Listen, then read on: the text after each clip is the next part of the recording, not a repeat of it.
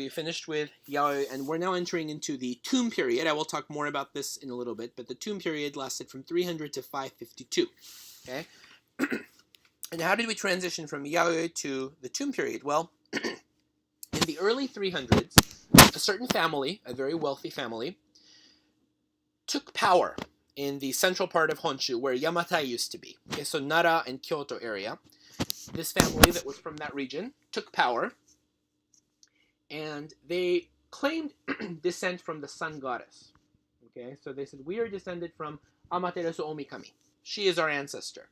We are holy because we're descended from, we're the children, we're the descendants of a goddess. So we are very holy. Okay, and using that information, they took power. Okay, and they called themselves rulers of this region, and they dubbed themselves emperors. Okay, and the reason they called themselves emperors was they said, we're descended from the sun goddess, and the sun goddess had a descendant known as Emperor Jimmu.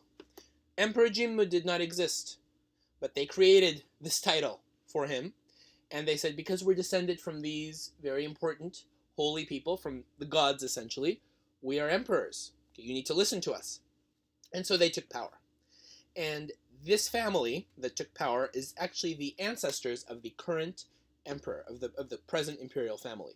So they saw their beginnings, that this family that rules Japan today, the imperial family, is actually descended from the same family that took power during the Tomb period, and that called themselves emperors and claimed descent from the sun goddess.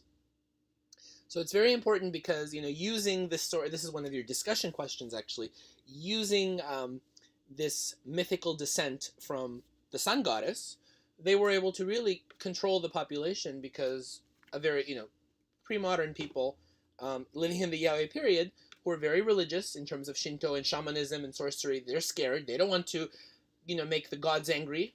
So we don't want to upset their descendants, right? So if you said, well, I'm the descendant of the sun goddess and Emperor Jimmu, of course they're going to believe that this family is divine. They're very rich. They're very, influential. We don't want to upset them. So that's how they were able to sort of take power.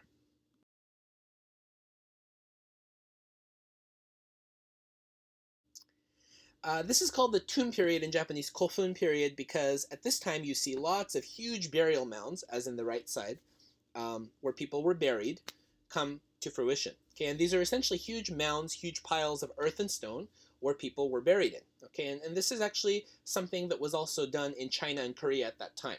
So we can assume that there was, again, more immigration from the mainland to Japan, and this new cultural habit of burying people in these huge tombs, not holes in the ground like with Jomon and Yaoi, but actual tombs came to fruition.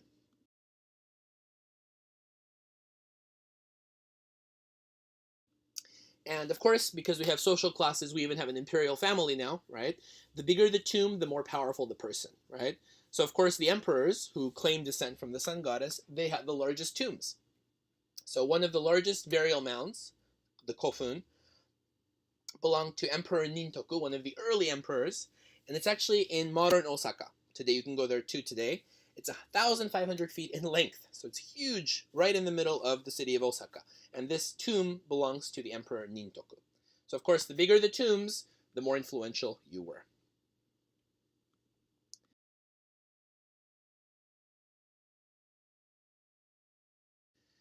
And we see a new terracotta figurine. It's different from the dogu, a little more advanced. It's called the haniwa, okay? And I call them the dogu 2.0 because it's similar role that the dogu played with the Jomon people, but now they are a little more advanced and used for slightly different reasons. The haniwa, which are identified more with the Tomb period, not with Jomon, but with the Tomb period, they were found buried with the dead in these huge burial mounds, okay? And usually they portrayed people, but sometimes they portrayed animals or houses even. Okay, so it wasn't always of people.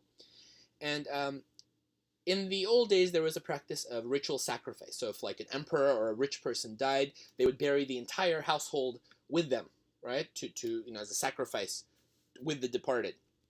But to stop this brutal practice, instead of burying the entire household of the rich person with them, the haniwa were buried in their place. Okay, and they were buried a lot, instead of burying real people, they would bury the Haniwa figurines with the dead to protect the tomb and to protect the dead person. So they're about some of them were about 4 feet tall. They could be quite tall as opposed to the dogu.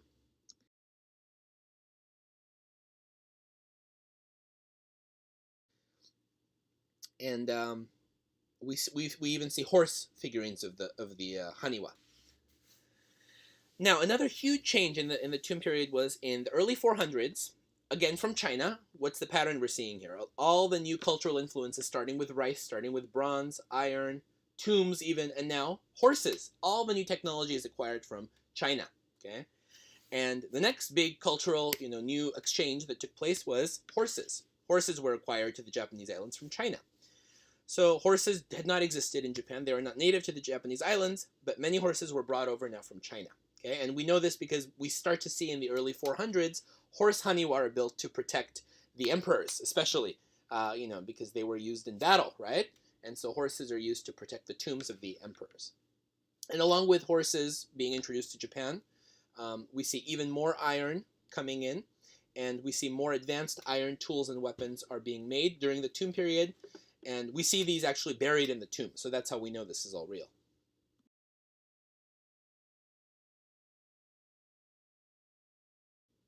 Horses and becoming able to ride on horse is very, very important for Japan.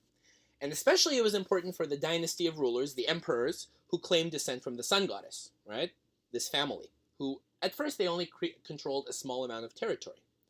But this family that was very rich and influential and also had the backing of the sun goddess, so nobody could say anything to them, right? They learned how to make more advanced iron weapons from China. And now because they have horses, they can actually control vast amounts of territory because they can use the horses to get around to control vast parts of the islands of Japan. They can go from place to place very easily. And now they have more advanced iron weapons from China. So not only can they expand their territory at a much faster rate by going on horse, they also have the weapons to show for it and to defeat anyone who comes in their way.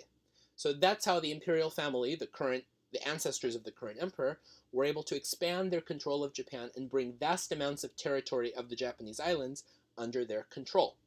They had the horses that could allow them to control all this territory. They had the iron weapons that would put down their enemies. And more importantly, possibly the most important reason, in my opinion, they had the backing, quote unquote, of the sun goddess. They're claiming descent from her. And to a very superstitious people, nobody wants to upset the descendant of the gods. If you upset the gods, you're not going to get a very good rice harvest, right? Your family's going to be ill. You might die if you're cursed by the gods. So we should not argue with these people who are claiming they're very powerful, they're very rich. We shouldn't argue with them. They must be right if they're able to control so much territory. So this is how the imperial family used these myths to control the population. Okay? And so by the end of the tomb period, by 552, the imperial family was very powerful, and they controlled a vast amount of Japanese territory. And they are really the ones now. We started with Jomon, with nothing, and by the end of the third period, tomb period, the third period we've covered so far, you see basically the beginnings of a nation state coming to fruition. You have the imperial family expanding their territory thanks to horses, iron, and this new ideology, right? Thanks to the Shinto religion, they're expanding their power and wealth and territory. Okay, and that's where we end.